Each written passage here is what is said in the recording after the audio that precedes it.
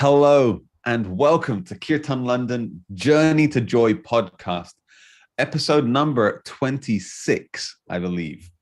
As we are diving through our Bhagavad Gita content, we're now halfway through the Gita. We've been going for over a year, nearly a year and a half, and we're now in chapter 9 of 18 of the Bhagavad Gita. It's been really fantastic. There's been a lot of great wisdom that's come from all of our previous episodes. And I'm excited for today. I'm expecting today to be no less, as I'm joined by a very, very good friend of mine who's been with us for a little while already. Some of you probably know who she is. Her name is Acyuta Gopi. Welcome once again, Acyuta. So good to be here. As I mute for all the trucks and ambulances that pass. Living that New York life. Yeah. With that New York background noise.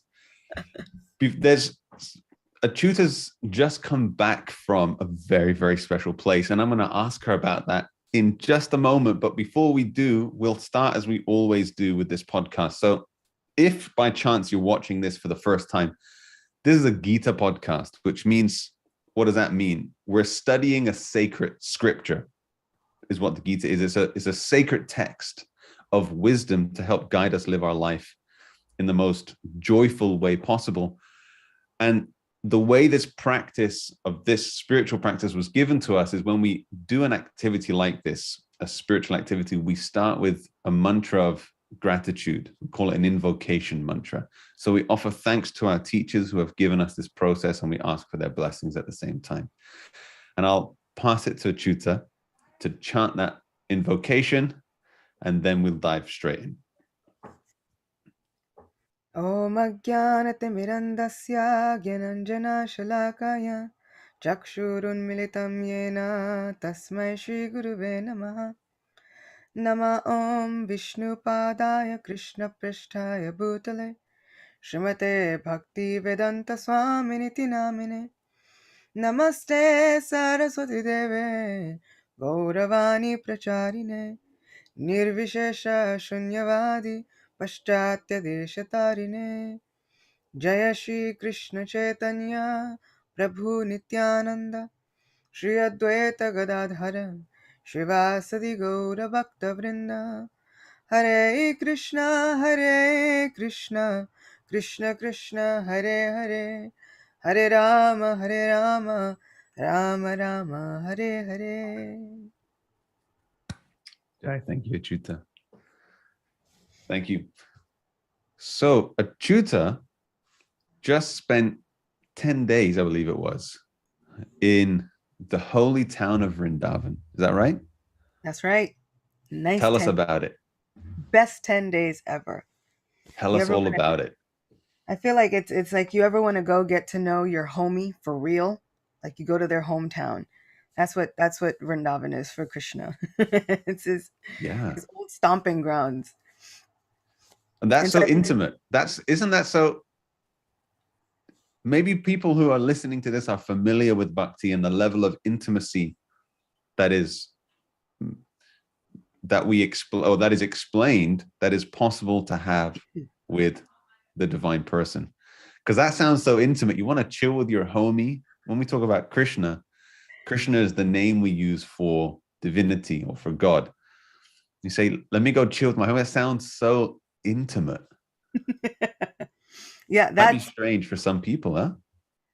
But I feel like that's what it is. Vrindavan is really intimate. Yeah. If you're ready for it. If you're not ready for it, then it's really weird. But if you're ready for it, it's super intimate. And it was really interesting coming from a place where not everyone is a like bhakti practitioner or devotee per se. And even if they're an Indian person, they still might not be a bhakti practitioner. And then to go and put yourself into a place where everyone is a bhakti practitioner. Like the odd person out is the one who's not. It's like you try to like order a pizza and they're like, Hare Krishna, what do you want? Like, So I go to get a SIM card from the SIM card guy. They're like, "So Prabhuji, how much is this one SIM card?" I'm like, "Who is not like everyone?" Yeah, yeah. Oh, Radhe, Radhe. So I felt like that was the culture shock for me, was going from feeling like the odd person out, the little square peg, to being thrown in a place where everybody's a square peg. Like Amazing. you're odd if you're not practicing bhakti. It's one of the most beautiful things about being there from the average rickshaw walla. Yeah. So the rickshaws, the local transport there. Firstly, those are great fun, loads of fun, and it's so nice. Everyone is thinking about Krishna all the time. It's such a beautiful place to be. It's so inspiring. You can't not think about Krishna or Radha. A lot of people, they say Radhe Radhe, and it's so beautiful. It's such a beautiful hello. Yeah. Yeah. Yeah. The other greeting that I got that I loved was "Welcome home." Just everybody, welcome home. Like, Really? Oh, that's so sweet. so sweet.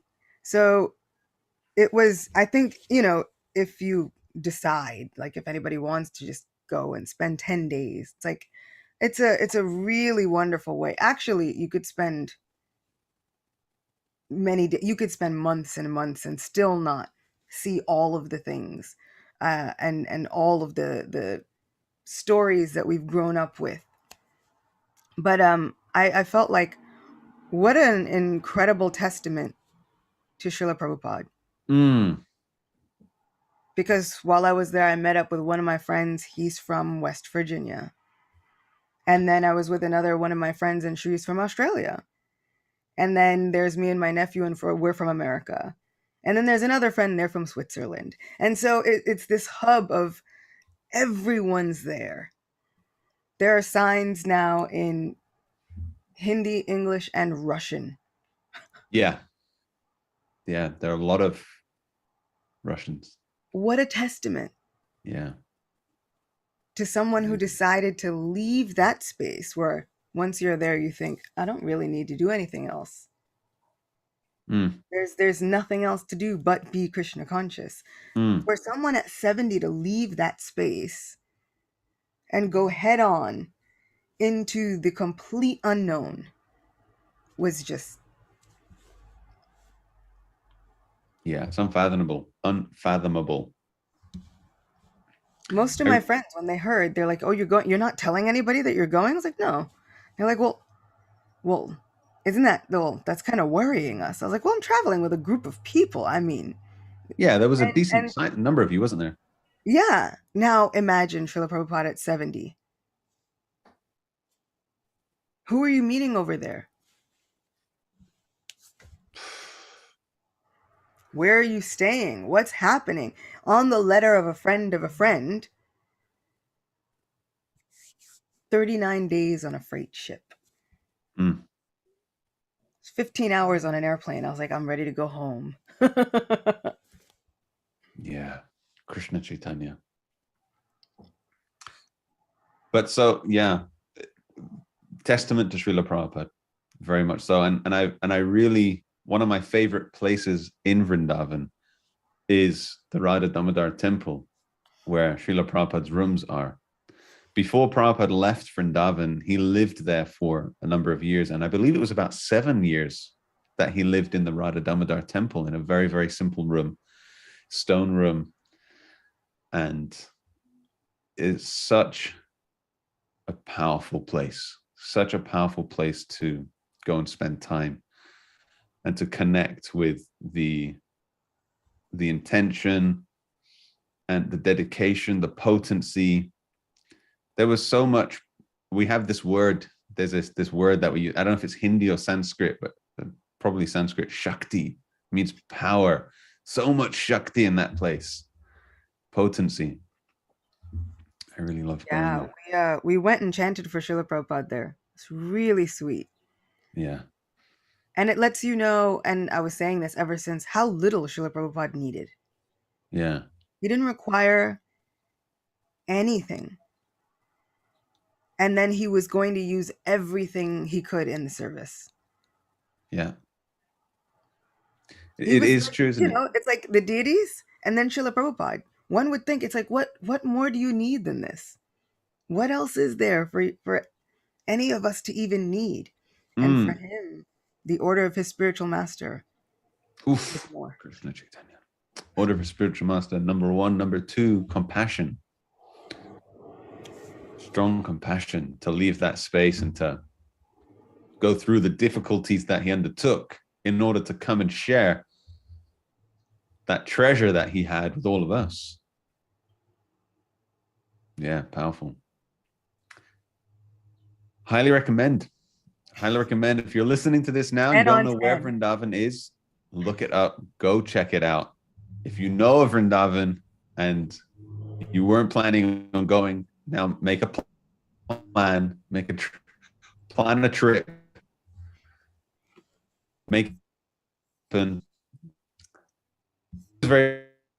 I knew Acyuta was going, and she told her, "Am I breaking up? I think Or are I'm you hearing wondering me?" if it's me. No, I think it's me. I think it's saying my connection is unstable, which is, Oh. let me disconnect another appliance I have. Hopefully my internet survives the podcast. But anyway, I highly recommend that you go. I'm grateful to Acyuta for the prayers that she made for me, because I'm also hoping to go back, hopefully this year, later this year.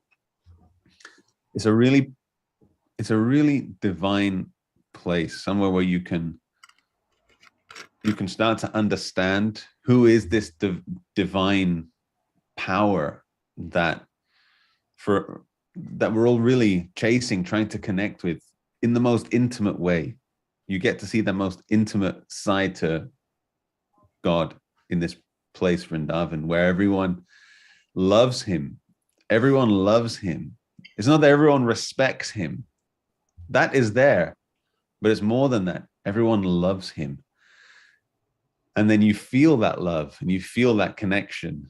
Very, very powerful place.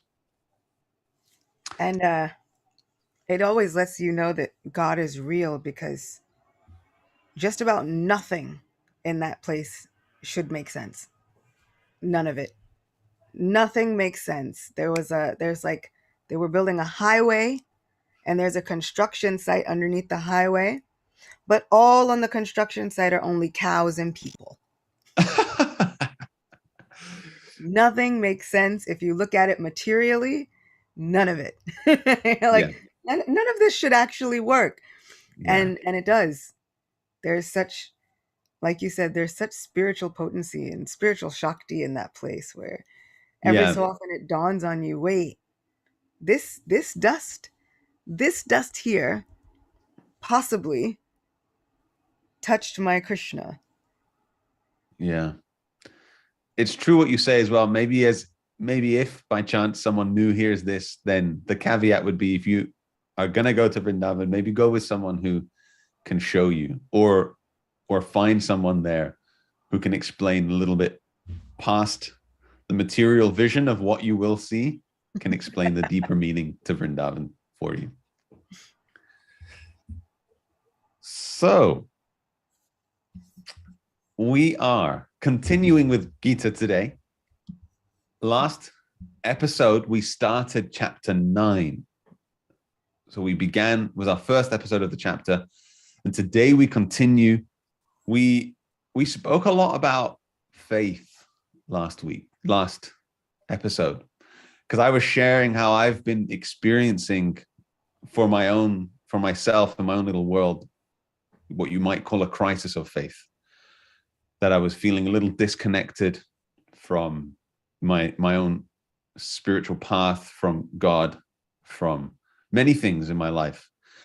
And we spoke a lot about that. Acyuta gave some really beautiful insights into that, and also made some very wonderful prayers for me. Prayer is so powerful. I really feel prayer is so powerful. So I appreciate that. But that's where we left off. We were speaking about how can we reconnect? How can we stay connected? How can we feel meaning, connection, and purpose? And if I remember correctly, one of the big takeaways from the last episode was faith is one develops faith by the association of devotees of Krishna. By taking association of those who have faith, then we develop faith. And even more than just faith, we develop that stronger kind of faith. Yeah. And sometimes there's a faith that comes in and the people start, Srila Prabhupada says they start to worship for some gain. And then once it comes, then they fall off. But there's such a level jump in the quality of faith even that comes by association. Yeah. Quickly, I'll ask you, if talking about faith, maybe why is faith important? Why is faith even a thing, and why is it important? If I put that question to you, what would your initial thoughts be on that? Faith, I feel, is like breathing. We always say, oh, it's like I have a choice whether I have faith in this or I don't have faith in this. And I can revoke my faith at any moment. But it's actually really like breathing and involuntary. Because every second that goes by, who said we were supposed to get this next one? Anybody promise us? We signed on a dotted line. Every time we cross the street, we're putting faith not only in ourselves, but the other people around us to follow the rules. And then every time we need medicine, we go to the doctor and we put the faith in the doctor that they're going to prescribe us the right thing. So whenever we say, oh, I revoke my faith. Faith is something that kind of happens automatically. Now, where we choose to strengthen our faith and place that faith and really cultivate it becomes up to us. And we see it. The quality of our association either leads us to good faith or faith in the not so great things. But we're always having faith.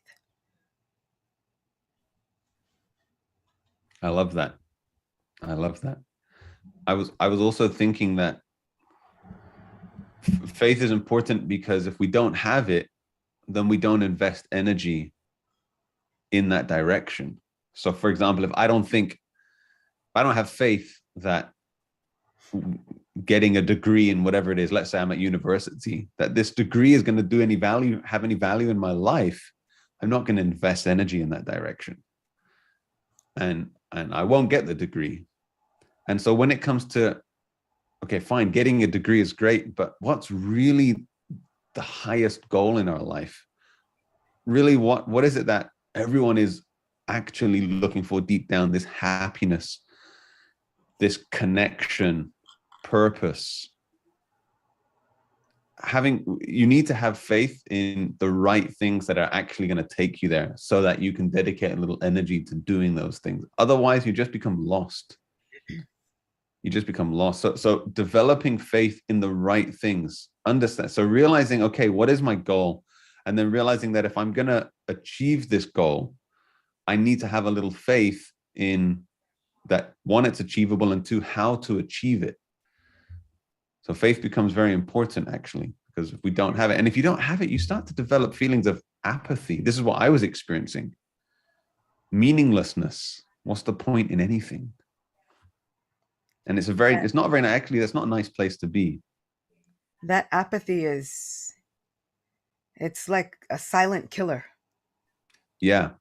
And even more than like hatred, the killer of a relationship is apathy. When you start to feel nothing, everything else kind of just crumbles. At least with hatred, you're feeling something. Yeah. There's some strong feeling there. Yeah.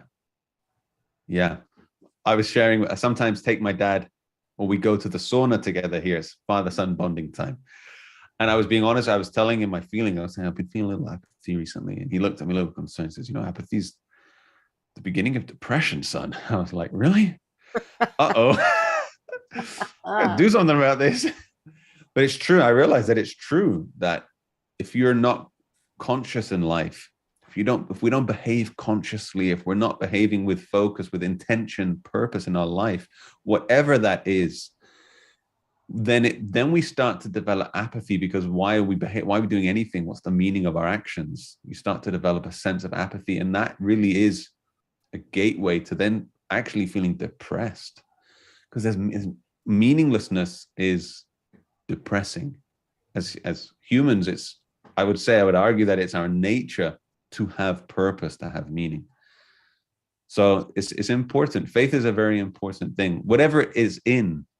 But in Bhakti and Krishna consciousness, we talk about place your faith in the infallible, because sometimes we place our faith in things which are fallible, which can't promise the results that we're hoping for. But Krishna is our infallible friend, best friend. We place our faith in Krishna. Krishna just means all attractive, the all attractive person. Place your faith in the all attractive person, who is your infallible best friend, always there, no matter what. Good place to put your faith. Yeah. And, even with those apathetic feelings, like we're still putting our faith somewhere. We're still putting our trust in something, either in the idea that, well, this is all meaningless. And I feel like also that's what Krishna is trying to protect Arjuna from, this meaninglessness, because he's starting to get this idea that maybe my job is not going to give me as much happiness or redemption or revenge or whatever as I think it will be. And when that all fails and I've done horrible things, then when he's looking at, and it all becomes meaningless. And I feel like Krishna's like, wait, it's going to be meaningless. Either way. Yeah. Either way. Yes. I hear you. Like the only way to get out of the tangled web of meaningless that will come back around both ways he's like, you work for me, I'll fix the rest. Yeah. Yeah. Right. And be detached from the material outcome, but your meaning, your purpose is to serve me. Yeah. Very nice. Nice realization. Yeah. Yeah. Hopefully we'll hear more. Samir, nice to see you. Samir was saying, how was your pilgrimage to Vrindavan? We spoke a little bit about it already, and I'm sure as we go through, we'll hear more about Acyuta's pilgrimage. But nice to see you, Samir. Thank you for joining us. And Paresh as well. And Anup, thank you for joining us. Okay, shall we start with the next verse? Yes, I think that was text 4. Yeah. Okay, please take it away. By me in my unmanifested form, this entire universe is pervaded. All beings are in me, but I am not in them.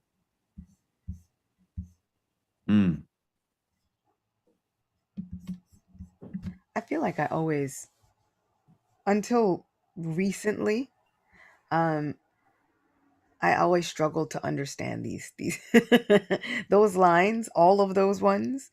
I always collection of verses. And even when, I even get it when Srila Prabhupada makes the broader statement, like Krishna comes to and will manifest in the material world, but he's not under the influence of the material world. And then I get it, but then it comes back to this one and I'm like, oh, wait, which came first? Wait. Right. So you're saying until recently. So recently you've had some insights. Yeah, I kind of started looking at it like maybe it's like when you learn how to delegate. Yeah. Like he's like, I'm in all. Well, actually, that's true. Like when we look at it. Yeah. When we're looking at, say, Krishna in the heart, and then you're looking at Krishna in the heart of potentially the person that you might hate the most. Or maybe even not the person that you might hate the most, but who's just a generally bad person. Like, say, like the Hitlers of the world. And then you're like, there's a Krishna in there. And you're like, wait, what? How does that equate? Because if there's a Krishna in there, then that should be overriding all of the nonsensical terror, right? Shouldn't the system? And so then looking at why it doesn't, it's like all beings are in me. Yes, there's a Krishna everywhere, but I'm not always taking control of their situation. Mm. And that's why he says it's so important for his devotees. You declare it boldly, my devotee never perishes. But once you surrender unto Krishna, he starts taking direct control. Yes. He actually does get involved rather than this more impersonal aspect of Krishna's energy. Then when you take shelter of Krishna, you surrender, then you start to access the personal energy of Krishna. It's funny, I also read this section of verses in preparation. And I was first, I also was thinking, I don't really understand the reason, the purpose of these verses so much. And I'm sure I still don't understand the purpose of these verses so much. I'm sure I don't. But some little understanding or at least appreciation for them was coming, and I was thinking, okay, I can see some reason as to why this is important. Because it's this verse, there's a few, right? 9.5, 9.6, 9.7. They all seem to be very much continuing in the same theme. And it's funny because to understand Krishna, then or God, let's just say God, to understand God, it's a challenge. It's a challenge. And actually you can't, with your mind, you can't understand God's potency because it's beyond our perception and our experience. Of course, it's beyond that, right? So we have these eyes which see in 3 dimensions, and they see what's in front of us, not to the side, not behind, like that. We're very, very limited. We see as far as the sky allows, but not beyond. So there's so much that we don't understand, and to think we can understand God is impossible. But these verses are nice because whilst explaining that you can't understand God, they still give an explanation. That's difficult to understand, but the explanation is there, which does make sense when you think about it. It does make sense that God's power is so, he is completely omnipotent. His power is not limited. So what does that mean? It means he is everywhere, but he is also not everywhere. Everything rests in him, but he's not resting on everything. He's not there in that sense. It's one aspect of his energy is maintaining the universe, but it places no stress on him at all.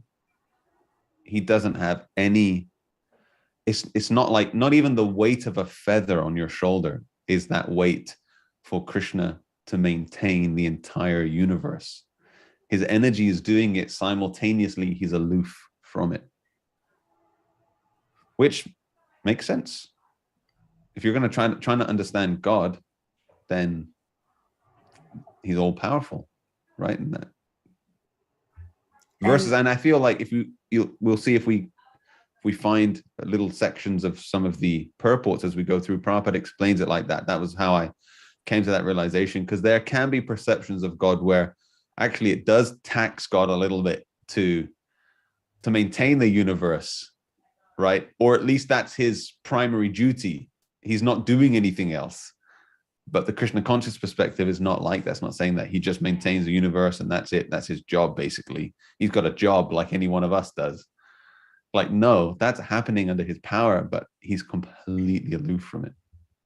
And I think, one of the most prominent pictures that we should see when we think about this, how the Lord is involved, but also aloof and maintaining everything, and so effortless, in fact, that he does it while he sleeps. Like, it's genius. You can't get more like this. It doesn't even mean anything to him. It's absolutely, it's just as easy as breathing. Yeah. It is actually breathing for him, right? With his inhale and exhale, the universe is manifest and unmanifest. Yeah. And so it's this huge, huge view of the supreme being. And I think he's kind of, also priming Arjuna for this like big reveal. Because of course he knows his friend. So I'm sure he had to know that Arjuna was gonna want to know. Like, I look, we've been talking about this a lot. Can I just see a little bit? Like, so I feel like he's still like priming him for this experience. Like, look, For chapter 11. yeah, I'm gonna make it real big. Then we'll get smaller and smaller Yeah. before we completely freak you out. But Was there anything in this purport you wanted to look at, or should we keep now we moving? can keep going. And in that purport, Srila Prabhupada uses the word aloof. So when you used it, I was like, oh, it's perfect. It's Right. it's exactly the word. He's just aloof from it. Yes. Yes. Love it. Good. So text 5. Text 5. Yes. And yet everything that is created does not rest in me. Behold my mystic opulence. Although I am the maintainer of all living entities, and although I am everywhere, I am not a part of this cosmic manifestation.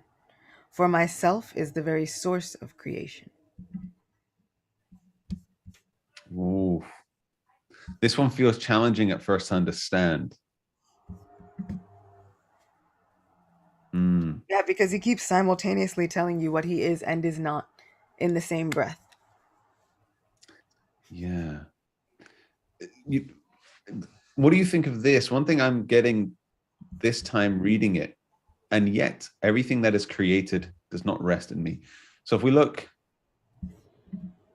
in the previous verse, he says, all beings are in me. Now in this verse, he said, and yet everything that is created does not rest in me. Behold my mystic opulence. Although I'm the maintainer of all living entities, although I'm everywhere, I'm not part of this cosmic manifestation. And so, but he also said before that he was all pervading. So if you're Yeah. all pervading, how can anything rest outside of that which is everywhere? Right. Yeah, exactly. So basically, he's really telling Arjuna, he's like, look, it's inconceivable. Now I'll define what inconceivable is, because then you're just going to ask me, well, what's inconceivable? And then I'm just going to define it right now. Yes, yes. And it speaks to me as well that there's some indication of the difference between personal and impersonal here. Because my understanding is that it's the impersonal energy of Krishna which pervades the entire universe. But there's another energy. And often we see many spiritualists are very attracted to this impersonal energy. But there's another energy which is being indicated here, at least what I'm hearing, because there's the personal energy of the person Krishna, which is simultaneously separate from this all-pervading energy. Yeah. And somehow or other, that impersonal energy, I feel like, we're not thinking about no one. We're still thinking about ourselves. Like we're still kind of, even if you think there's no desire, there is the desire to either merge into the nothing or just to be at peace or just to, that desire is there, that personalism is there. So I feel like we're still thinking about ourselves a little bit. And that external energy versus Krishna's personal internal energy, I feel like is that journey from selfish to selfless. I love that. I feel like that internal energy of Krishna's is willing to do anything, everything. You name it, we serve it. No problem. It's a mistake to think that we can achieve desirelessness. Mm. It's not possible because, like you said, even the this idea of merging with divinity, with divine energy, whatever a person may call it, is still a desire deep Mhm. down. It's still a personal desire. Versus, we can't be desireless. We can't be completely desireless, but we can cultivate ourselves so that our only desire is to serve Krishna. That becomes our desire. And then that is real selflessness. We're not thinking about ourselves. We have a desire, but it's not to please ourselves, it's to please Krishna. But that's not possible if there's not someone else to please. Yeah, Srila Prabhupada says, maybe it's in this chapter, and maybe a couple purports down, that the impersonalists, they do attain the effulgence, but then they become insecure in their service. And then they come back, and then they're usually very rich people involved in philanthropic deeds and trying to feel satisfied that way. But I just thought it was so interesting that you'd get insecure in your service because, yeah, if you're pouring out all of your desires, you'd definitely get insecure if there was no one answering. Interesting. If the love always just felt not even unrequited, at least they would tell you they didn't feel it. And there's just nothing. It's a little imbalanced. Right. Yeah. Which, like you were saying, where do you give your love if there's no one to love? Yeah.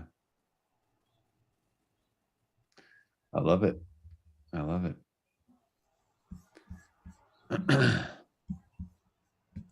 I think Okay. also simultaneously these verses are almost like the answer to, then why does God let bad things happen?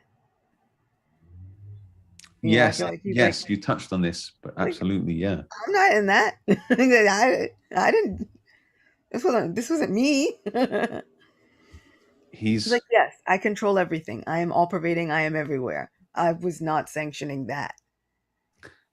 yeah. This is the distinction between the different energies of Krishna, the personal and the all pervading, maintaining energy, Hmm.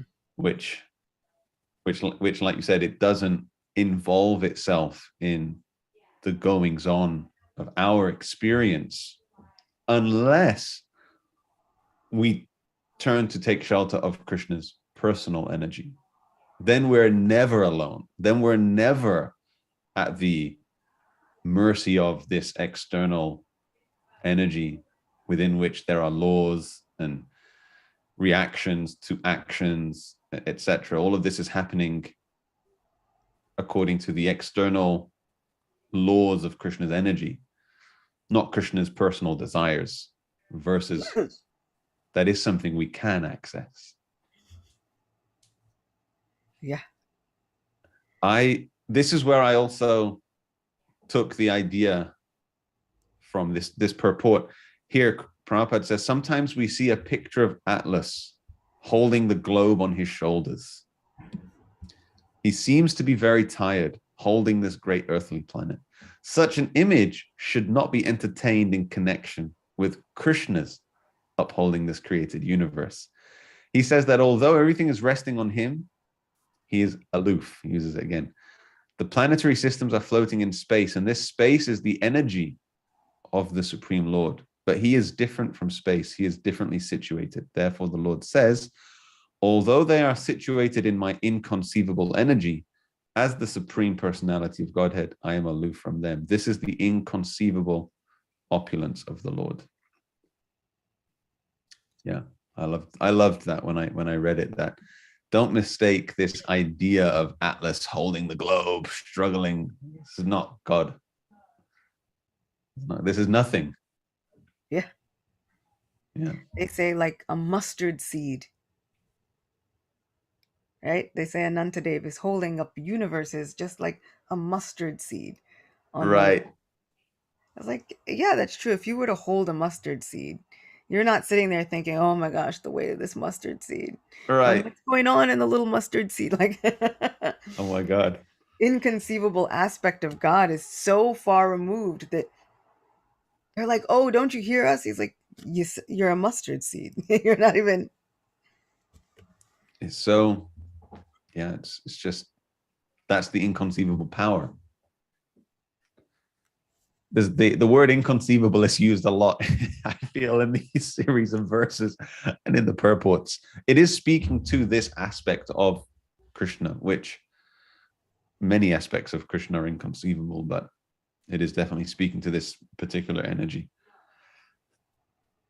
And just when you think you've understood it, it changes again. Because it has to. That's inconceivable. Don't tell me that. Damn it.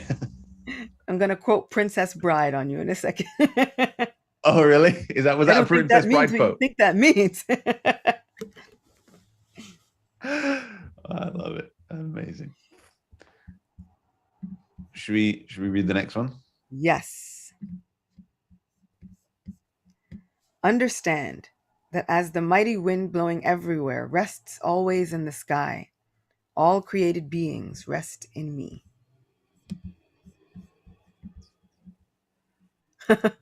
And we're still with inconceivable. Okay. Yeah, yeah. That's what I'm saying. Yeah. It's a nice, we often see this, don't we, in the Vedic approach to spirituality, in the Vedic approach to our relationship with God. They often use analogies to help us understand principles, points that are being made, because sometimes these points, these spiritual nuances can be challenging to understand. And so often we'll see there's some kind of analogous description given to try and help us give some concept on what we're hearing. This is a nice example of that. Just as the mighty wind blowing everywhere rests always in the sky, all created beings rest in me. And it talks a little bit in the purport about how mighty the wind is.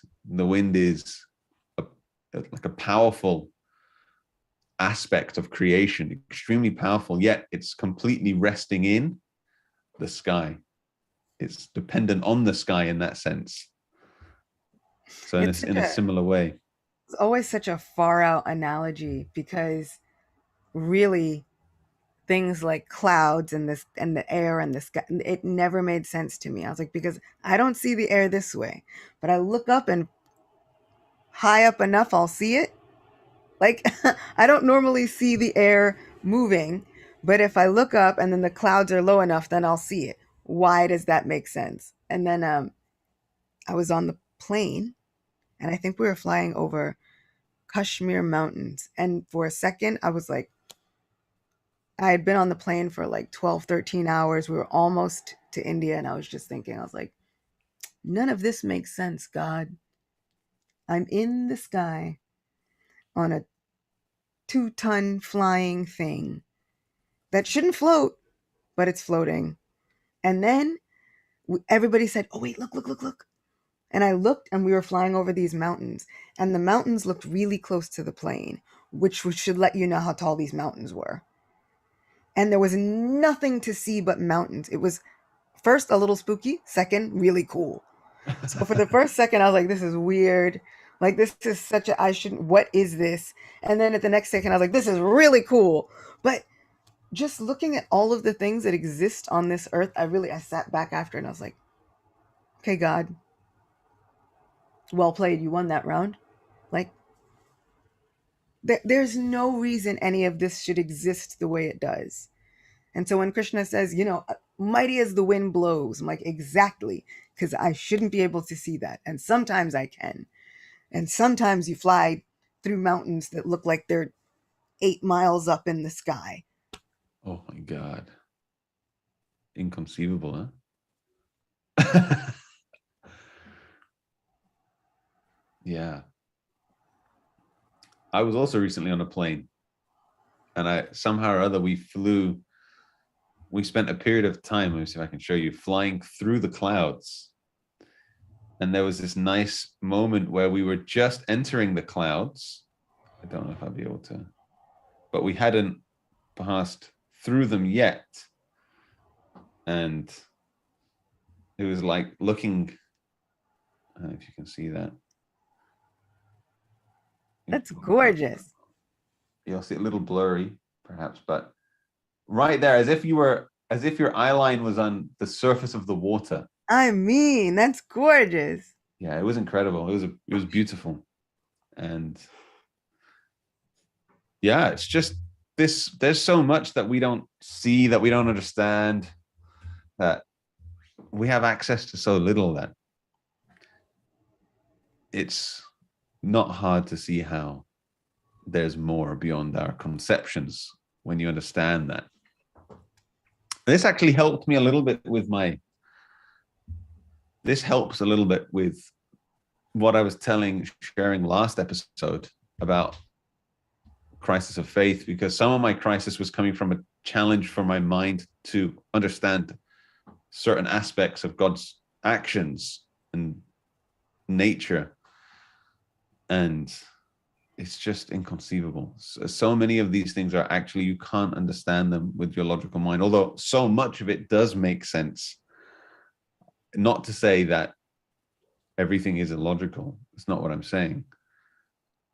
That, in fact, the opposite is true in many ways, that we should use our logic as a tool to help bring us closer to Krishna. There's so much sensibility here. But at a certain point, we can't understand everything. You can't.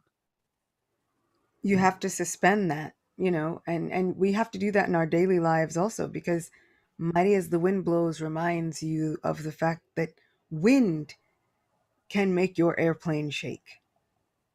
Mm. You get turbulence and the wind decides it's going to shake your airplane. There's nothing you can do about it. But everybody hold on. Sit down in your seat. Like, so when Krishna says mighty as the wind blows, also there's this awesomeness of like watching a thunderstorm, that kind of awesome. Those natural phenomenons that really remind me that, oh, there's so much more in charge than just me and my mind and me thinking we are the center of whatever. There's so much more going on. Mm.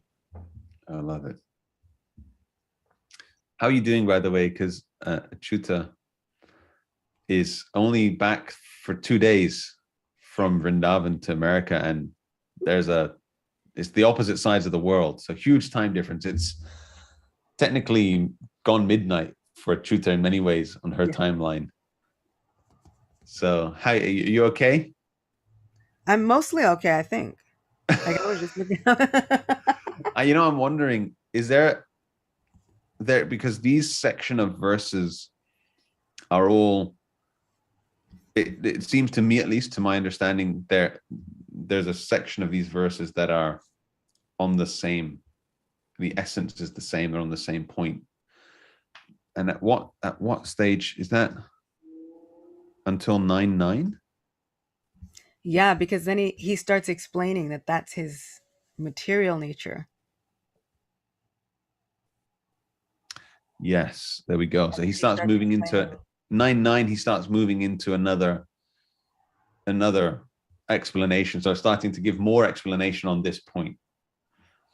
Yeah. So first he starts explaining how, like, okay, technically, all of the rules of the universe, laws, etc., yes, they work under him. But technically, also, like, I'm like a CEO supervisor. Not all of the issues rise all the way to he's delegated. So then he's kind of really honing in on the point that yes, it is all resting in me. No, I do not get involved in everything because there's someone in charge for that. And I think that that's so important for us to realize that there's someone in charge here, because we would love to be the boss.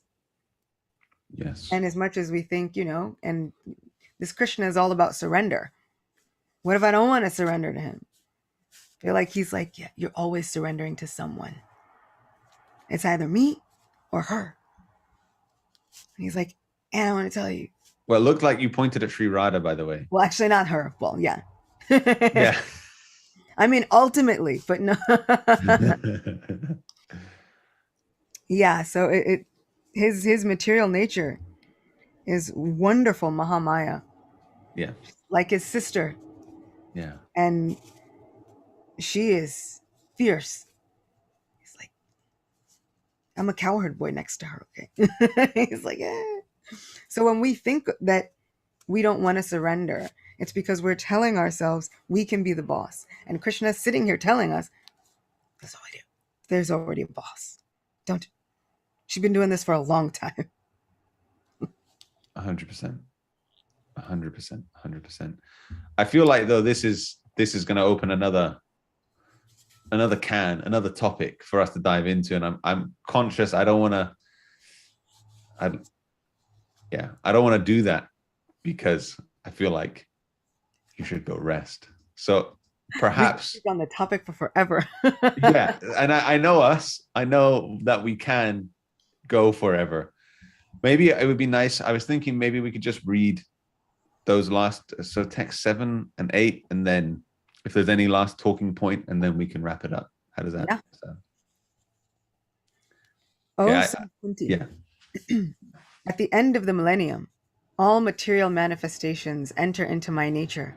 And at the beginning of another millennium, by my potency, I create them again. The whole cosmic order is under me. Under my will, it is automatically manifested again and again, and under my will, it is annihilated at the end. O Dhananjaya, all this work cannot bind me. I am ever detached from all these material activities, seated as though neutral.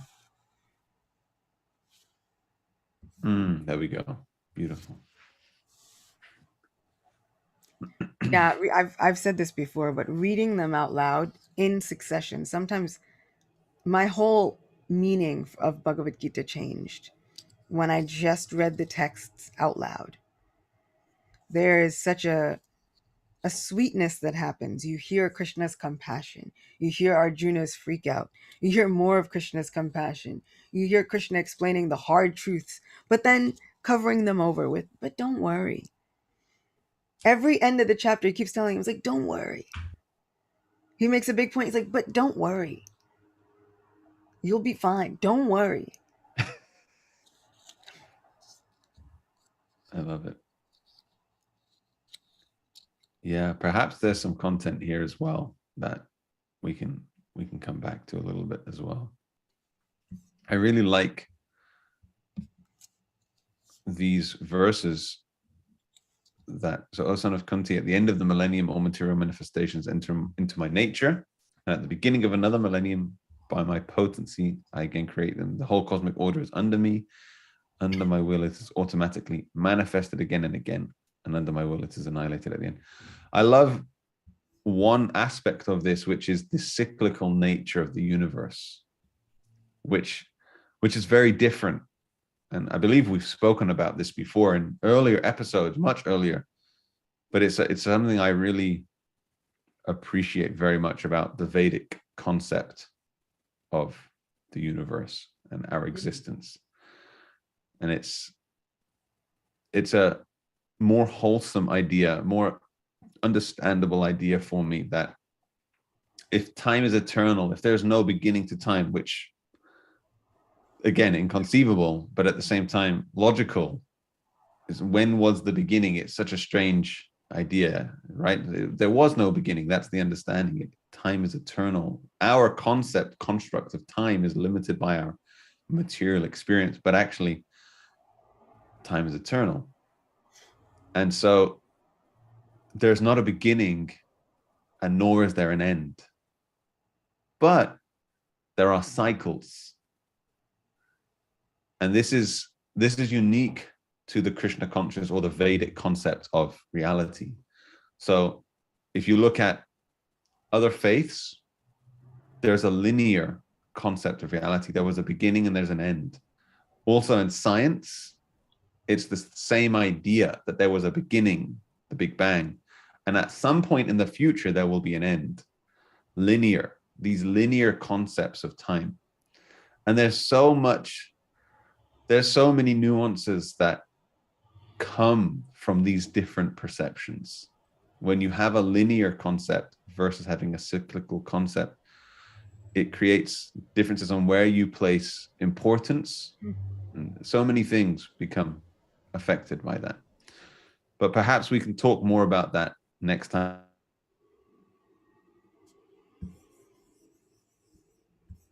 Oh no. Are you Have you back? lost me? Oh, you're back. Oh, you lost me. Damn it. Okay, well, I just heard you say, oh no. No, but I heard everything up until I think the last thing you said was we can talk about that next time. Yeah, there we go. There we go. We can come back to this. I really like this point. So perhaps we can come back to that, start there, and then carry on. I also like that point. I feel like it's like the beginning of a really good like science fiction utopian novel. It's like, what if everything was taught cyclically? And because I was wondering when you were speaking, I was like, yeah, where does that come from? Because even in Bhagavatam, only when dealing with like our Earth planet and our earthly experiences does it start having this, okay, fine, you want a beginning, then there was breathing and a Brahma, and you want an end, and now you'll have a Kalki and all. But everything else happens, everything is cyclical Yeah. and out of time because cycles. So I was kind of wondering, I was like, is that just a mortal being thing? Because everybody else seems to think cyclical and we're thinking linearly. And so then all of a sudden I was just like, and what if we were never taught to think that way? I was like, that's a really interesting idea because I was like, everything seems linear. Even the Bhagavatam's perception of us, right? Not the entire Bhagavatam, because that'll work in cycles. But when it gets to their earth people perception. So I was like, what if? What if they didn't teach them to think linearly anymore? And at the end of a life, you're like, happy journey, see you soon, instead of this big, like, what happens? So when you're like, we can talk about that, and I was like, also sounds like it could be the premise to a really good, like, utopian. Yeah. Which is somewhat actually our reality. We just Yeah, don't see it like that. yeah, We forget that we're conditioned to think that it's linear. We have a born and we die. But keep going. I mean, and you know, Another Krishna's been cycle. saying this. He's been saying this since chapter 2. He's like, look, this life is not exactly what you think it is. We're having more of them. And I feel like Arjuna's like, yeah, but I'm ending these ones. Yeah, yeah, Like, yeah. what can you tell me for I'm ending these? I can't see the next ones. Yeah.